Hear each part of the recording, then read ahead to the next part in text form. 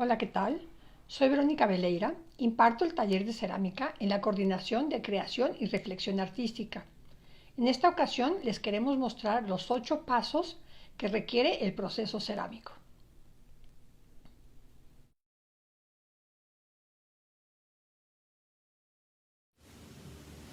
Todos los materiales cerámicos se extraen de la corteza terrestre.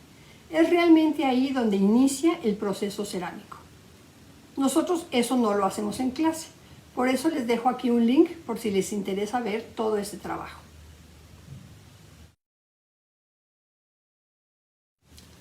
Para el trabajo en el taller, compramos un barro de Oaxaca, un poco de arcilla Zacatecas que se la vamos a adicionar al barro de Oaxaca y una pasta cerámica. Esta pasta ya tuvo toda una investigación de materiales donde el proveedor nos puede decir exactamente qué características tiene y a qué temperatura la debemos de quemar.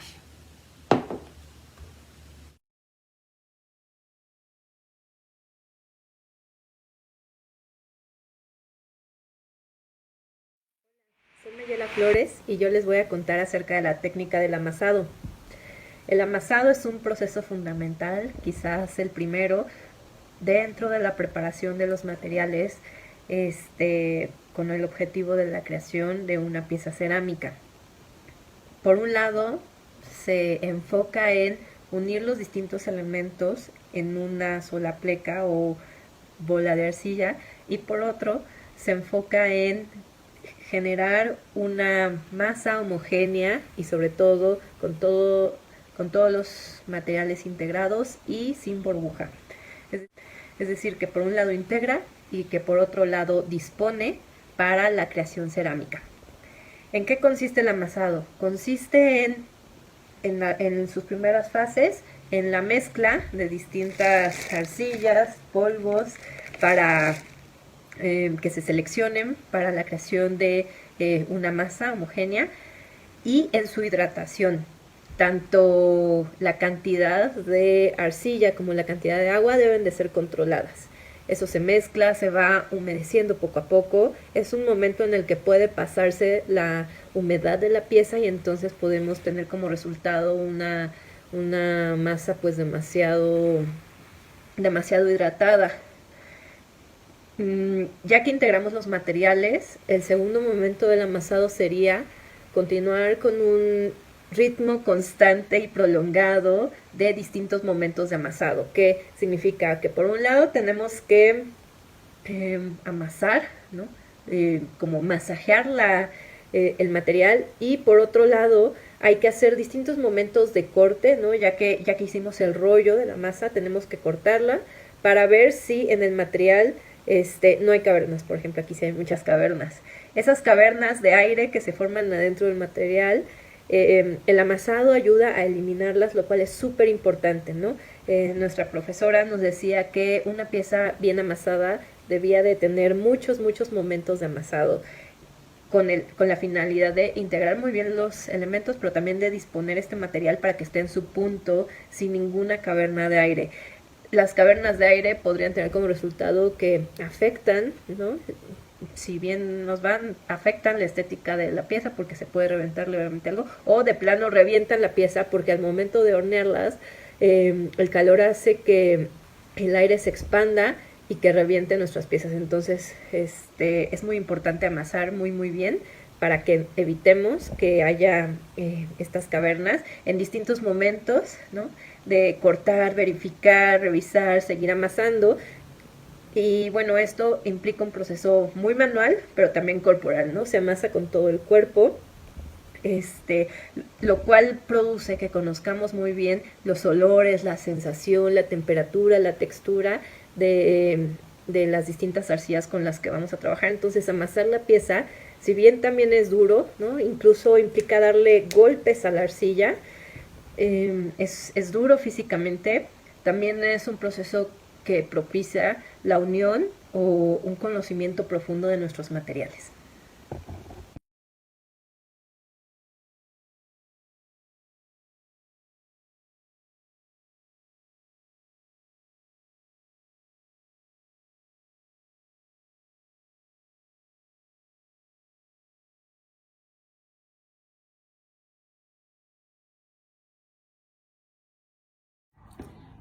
La barbotina es una mezcla de barro con agua.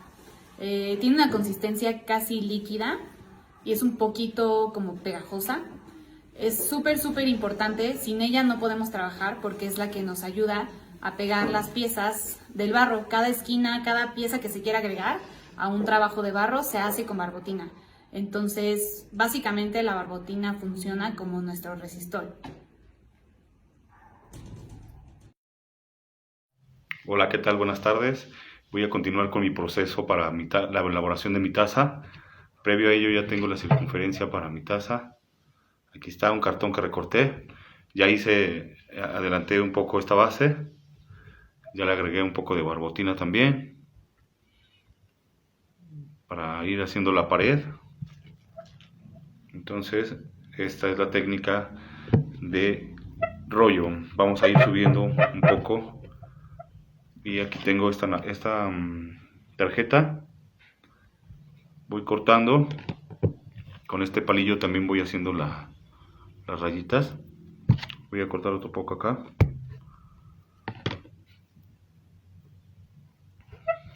Le agrego más barbotina.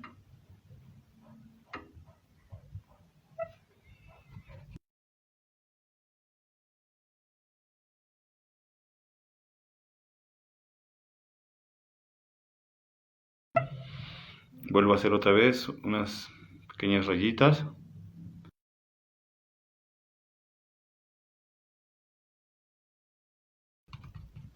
Y agrego más barbotina.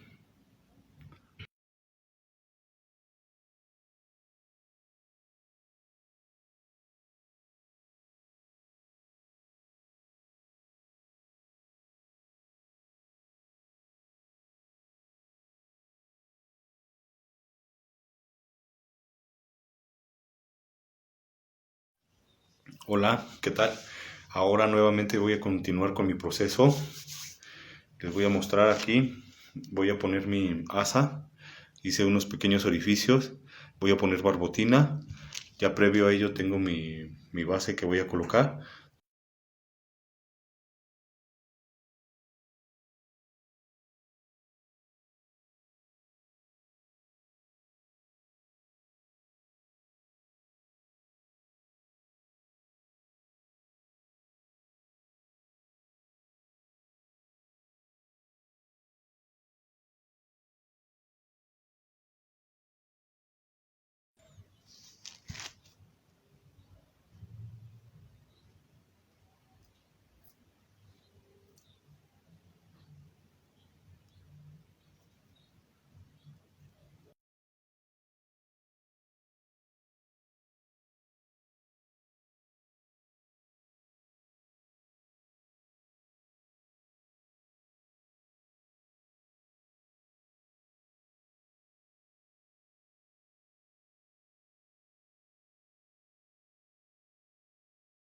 Hola, ¿qué tal?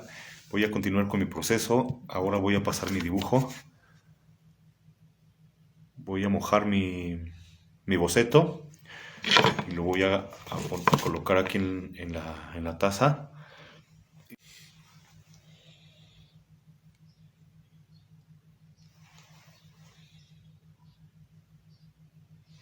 Aquí tengan mucho cuidado para que no se vaya a romper el papel. Au, au, au, au. Y ya quedó.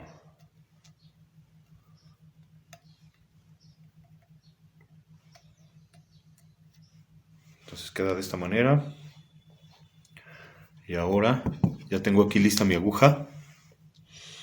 Y entonces voy a proceder a ir calcando el dibujo con unos pinchazos sobre el dibujo. Lo voy a calcar y ya después voy a posteriormente a seguir con el esgrafiado. Hola, yo soy Andrea Estrada y les voy a explicar un poco la técnica de ahuecado. Estas son algunas de las piezas que he hecho con esta técnica. El primer paso siempre es amasar el barro para sacar todas las burbujas de aire. Ya que está amasado, hay que darle forma. En esta ocasión yo haré una cajita en forma de huevo. Ya teniendo la forma voy a cortar la tapa.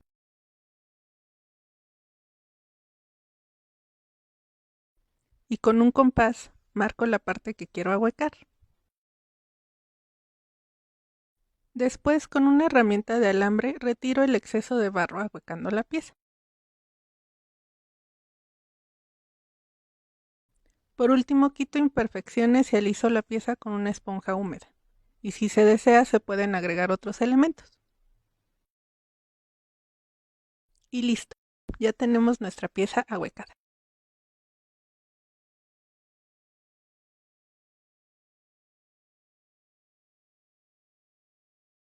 Buenas tardes, mi nombre es Sigfrido Ulloa y yo les voy a hablar de una técnica de cerámica que se llama modelado. De hecho, es la técnica que más me gusta y con la que he realizado mayores piezas. Bueno, modelado se basa en que tenemos un modelo, una imagen, tal vez en nuestra imaginación, una fotografía de algún objeto o figura que queremos imitar o la que queremos lograr, ¿no? Entonces tenemos lo que es nuestro material, que es el barro, y vamos a ir modelando y añadiendo pedazos de barro a uno que ya tenemos para lograr nuestra figura. De hecho, esta es una técnica que se llama aditiva porque le vamos a ir agregando pedazos a la figura que vamos logrando para llegar a nuestro objetivo final. Es importante que cuando tenemos, voy a hacer como que estoy haciendo una figura, vamos a hacer un caballito, por ejemplo. Entonces, a la hora de que agregamos, por ejemplo, esto que va a ser la cabeza y el cuello del caballo, hagamos surcos en ambas piezas de barro que vamos a unir en ambos sentidos y las peguemos con barbotina, que es nuestro barro líquido que tenemos y que tiene la función de un pegamento, un resistol, y junto con los surcos y todo van a hacer que las dos piezas se unan y que a la hora de manipularlo después no se vayan a separar, ¿no? Como que se forme una sola pieza de barro. Ese es el objetivo. También, bueno, yo lo que trato de hacer muchas veces es usar el mínimo número de piezas añadidas y tal vez de una sola pieza, ir sacando el mayor número de pedazos de la pieza. Por ejemplo, aquí del cuerpo puedo ayudarme, bueno, jalando de acá y puedo sacar lo que serían las piernas del caballo. Y esto pues va a tener una mayor resistencia a que si lo pegamos. También si lo pegamos puede que llegue a tener la misma resistencia, pero vamos a trabajar más. Y creo que nos va a ayudar si tratamos de hacerlo un pedazo que ya tenemos, del que nos pueda salir todavía el material necesario para las apéndices. Entonces eso también pues es cuestión de práctica para irle calculando de que no nada más es el cuerpo, sino a lo mejor de ahí vamos a sacar las patas, otras partes. También es importante que lo ahuequemos. Entonces lo que vamos a hacer es que con la cuerda que viene en nuestro kit de modelado vamos a partir el caballo en dos. Yo lo partiría en forma simétrica, que podría ser por acá, a lo largo, que por la cresta y otras cosas nos va a ayudar a que se esconda luego la señal de donde lo cortamos. Entonces, una vez que lo ahuecamos, vamos a tener dos partes y con algún instrumento de nuestro kit vamos a ir rascando y sacando barro de adentro. Y una vez que lo hayamos sacado de ambos lados, lo vamos a pegar. Vamos a usar lo mismo que usamos para pegar, cuando pegábamos un pedazo de barro al otro. Vamos a hacer surcos en ambos lados, en las partes que se van a pegar. Y una vez que hagamos los surcos, vamos a ponerle barbotina y entonces las vamos a volver a unir. Nos va a quedar como una cicatriz, bueno, una señal de donde se partió.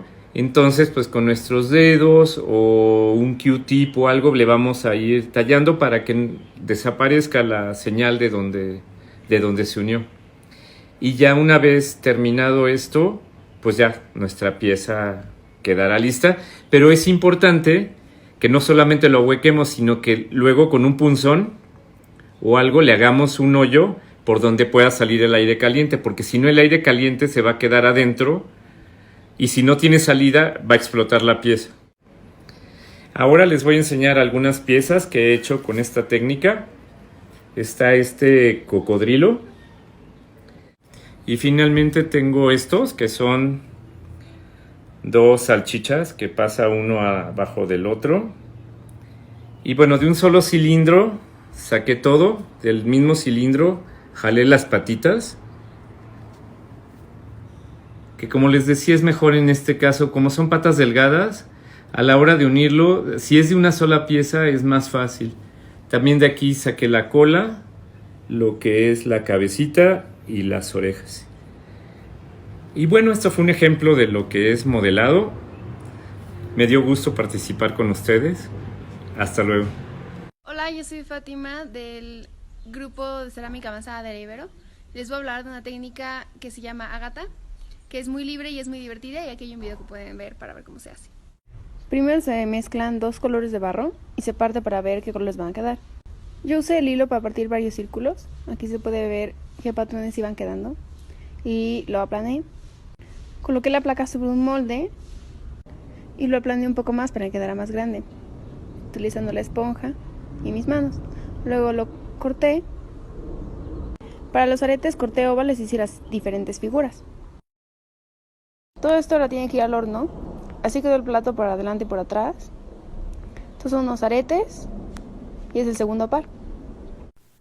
Hola, soy Otilia, egresada de la Ibero de la carrera de Diseño Industrial.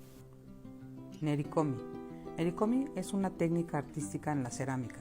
El nombre deriva de la técnica tradicional japonesa que crea patrones con la arcilla coloreada. Mi pieza es un portacelular. Para esta pieza primero se hicieron dos placas, una placa de pasta blanca y una placa de pasta de barro Oaxaca. Después se procedió a cortar en tiras de 2 centímetros y después se hizo un tramado tipo ajedrez. Ya con la placa, con el tramado que queríamos, se dio la forma al portacelular. Hola, ¿qué tal? Este semestre estuve trabajando con técnica de placa y de modelado en un proyecto que va a terminar siendo bastante grande, de aproximadamente 1,5 metros por 1 metro, que va a ser una serie, como un mural hecho de pequeñas fachadas. Algunas fachadas más grandes que otras. Este es el esbozo inicial y empecé por las fachadas más grandes, las que están abajo.